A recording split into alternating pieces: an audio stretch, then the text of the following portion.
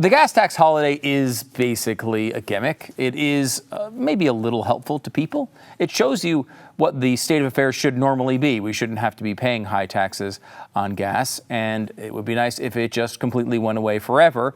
That's not going to happen. This is just a little move to potentially save you a little bit of money in the very short term, and it's not going to solve the problem. Of course, the problem needs to be solved on the supply side, of course, and that means we have another possible proposal coming from the Biden administration that absolutely will, of course, address the demand side, yet again, of this equation. They're talking about stimulus gas cards, which is, it sounds pretty great, right? You get a bunch of money on a gas card, you can spend it on gas, helps you cover that cost. Isn't that wonderful? Although it is kind of a strange thing coming from this particular administration, given the fact that they keep saying the gas companies are really, really greedy. And of course, the problem we have is inflation. And the way we're addressing this issue is, of course, to spend a bunch more money and then spend that on $100 billion of gas cards, which will then be paid to the companies you're saying are so greedy. Not exactly sure how any of this works. And you know what? I'm not alone here. I don't think Biden knows it either. That's kind of the problem, as they say. Now, of course, some people are pointing out, the spending thing has been kind of the issue here, right? You've been spending trillions and trillions and trillions of dollars, and now you want to spend trillions and trillions and trillions of more dollars. Seems to be the only solution to anything. CNBC had Cecilia Rouse on. She's the chair of the Council of Economic Advisors. And they said, hey, maybe spending money, does that seem a little tone deaf right about now? Is it possible, as Americans are feeling that pain, that message is a little tone deaf and could have a really kind of negative impact in terms of consumer sentiment? So I'm not sure which part is the tone deaf. The president is looking to lower costs on spending money for important. Go ahead. But he's focused on reducing costs for some of the most important items for Americans, reducing prescription costs, reducing costs for childcare, helping people get back to work because they are able to balance responsibilities at home and at work. Oh. So these are the kinds of investments we need to make. They spend out over time. We know that this president is focused on reducing the deficit. This deficit is on track to be reduced by $1.7 trillion this year. That's more than happened under President Trump. And so he understands the role that deficit plays also in reducing inflation. But we also have to make the kinds of investments to make sure that our economy continues to thrive as we get to the other side of this. You might watch that and you say, wow, that Cecilia Rouse gives pretty crappy answers to pretty basic questions. Like, that was a really terrible answer and a terrible defense of a bunch of bad policies. Granted, it's a difficult thing to do, to come out and defend policies like Joe Biden's, but still, that was a pretty bad job. And at that point, I would note, why are you being racist? She happens to be the first African-American to ever hold that position. Have you ever had a problem with a Democrat before this? No. You only don't like black Democrats. You only don't like a black economist. And that shows you're racist. You racist, racisty, racist. Remember that. By the way, here she is giving another crappy answer. Inflation has wiped out, obliterated really all of the wage gains since the start of the pandemic. So Americans are actually feeling poorer as the price of goods goes up and their wages go down.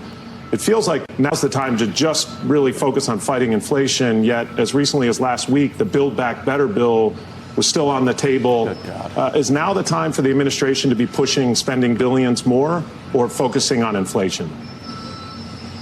So the president is focused on inflation. And in fact, Build Back Better is a long-run investment, so to increase the economic capacity so that we're better able to address inflation. Parts of Build Back Better include addressing costs, such as prescription drugs. It includes making investments to make the transition to clean energy, which we know we need to be making as well. So that's not the kind of dollars that is stimulus. It's investment, and it's the kinds of investments that we know actually pay for themselves over time. So that's smart economic policy right now. The president is trying to take the kinds of actions actions that would address gas prices in the more immediate term, while also making the kinds of investments we know we need to make in order to make the transition to steady, sustainable growth that will benefit all Americans. Don't worry about trying to improve. You're doing a great job, and you nailed that one. That was fantastic. Remember, guys, those aren't the kind of dollars that cause inflation. Other kinds of dollars cause inflation. There are dollars when you spend them that cause inflation, and other dollars when you spend them that don't cause inflation. Right? You know, you can just spend, why don't we spend all those dollars right now then? I mean, what's the point? Why hold any of them back? We know you want $6 trillion for this crap. Why not 12? Why not $50 trillion? Only of those kind of dollars that don't cause inflation, though. Use those dollars. When you get the big pile of them, make sure you pick the one from the left pile, which is the pile that doesn't cause inflation, not from the other pile, because those might just cause inflation. I guess the problem over the past couple of years is we've been spending all of them out of the wrong pile. We keep spending the dollars that cause the inflation instead of the dollars that don't cause the inflation. Use the different kind of dollars. Easy peasy. By the way, did I mention she's the first African American to ever hold that job? And if you thought that was a terrible, crappy answer that she was fumbling through, almost like a combination of Joe Biden and Kamala Harris, I don't know. Could she herself come up with a Veep thoughts? Probably so. But that being said, she's the first African American to ever do that job. And if you are critical of her in any way, you're in the KKK. All right? You're an alt-right KKK member. Get your little torch, your tiki torch out and walk in Charlottesville, because that's who you are. I hope you understand it. Now, Joe Biden, you might think we haven't heard much from Joe Biden today. What is the interesting thing he has to say about all of this? There's a lot of people talking about a potential recession. And anytime a president has to oversee a recession, we see, really bad results. I mean, if you remember, George H.W. Bush had an 80% approval rating a year before his reelection attempt, and he lost, partially because of Ross Perot, but also because he went into a very, very minor recession, and that turned his election prospects around. So let's ask Joe what he thinks about the upcoming recession. I promise. Recession's even more likely than ever. Not the majority of them aren't saying that. Come on, don't make things up, okay?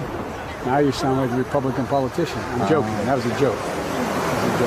But all kidding aside, no, I don't think it is. I was talking to Larry Summers this morning, and there's nothing inevitable about a recession.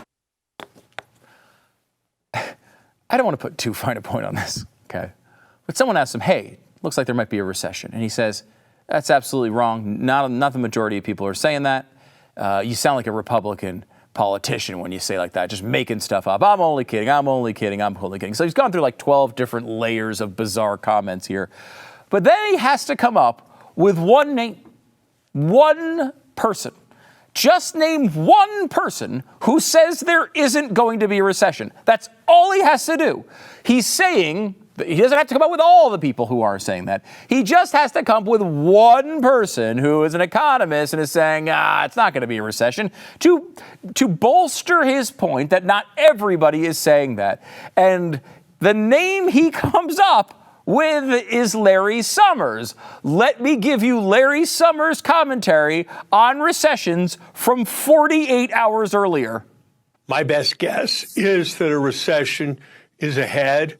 I base that on the fact that we haven't had a situation like the present with inflation above 4 and unemployment below 4 without a recession following within a year or two.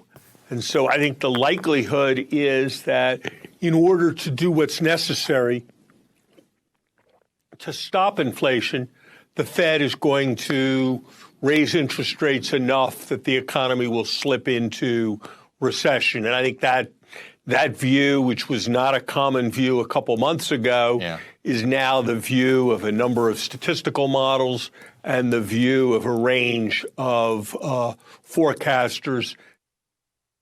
Literally, he could have said anyone. Anyone. He could have said Bob Fnarkensen. and people wouldn't have checked it because it's the media. No one would have known.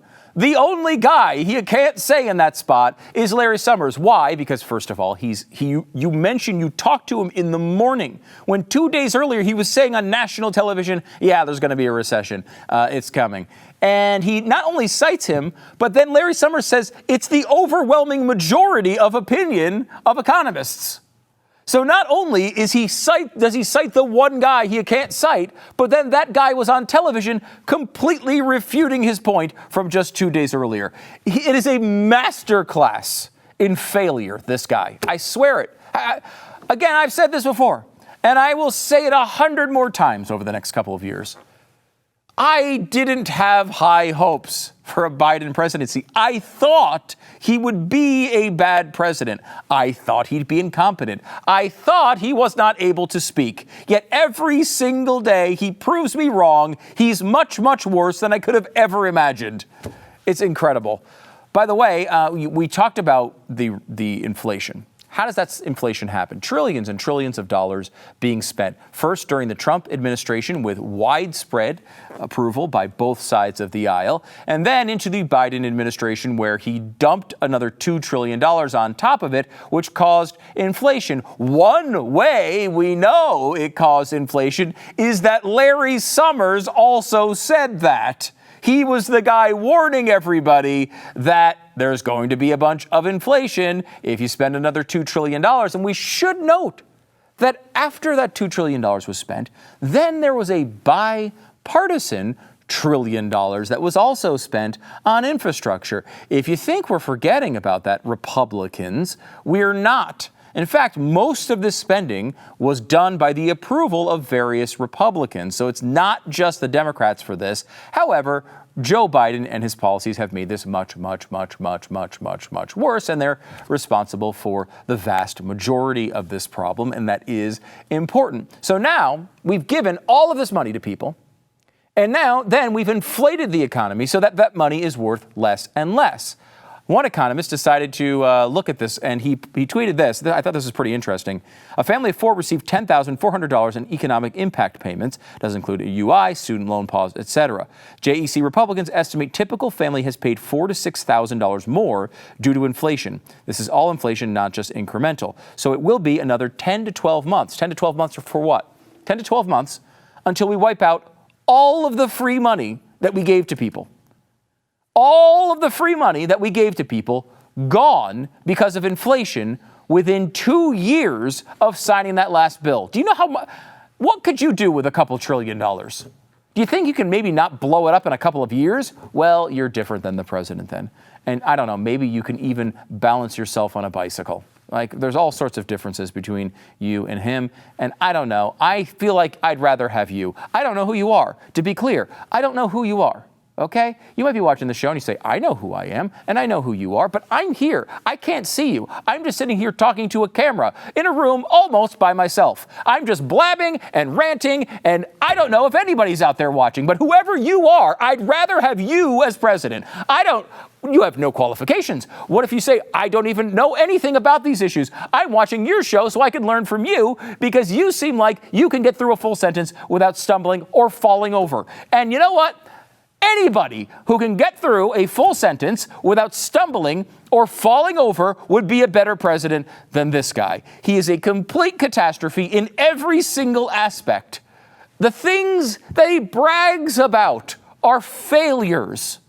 He tries to cite one economist who agrees with him, and he picks the guy who not only warned about the inflation in advance, but then also just said we're going into a recession. He is a walking and often falling over catastrophe. If you enjoyed this video, hit like and subscribe to our channel so you'll be sure to see similar videos from BlazeTV with the added bonus of signaling YouTube that your voice and opinion still matters. And if you're looking for more great conservative content, check out one of the 2 videos suggested here.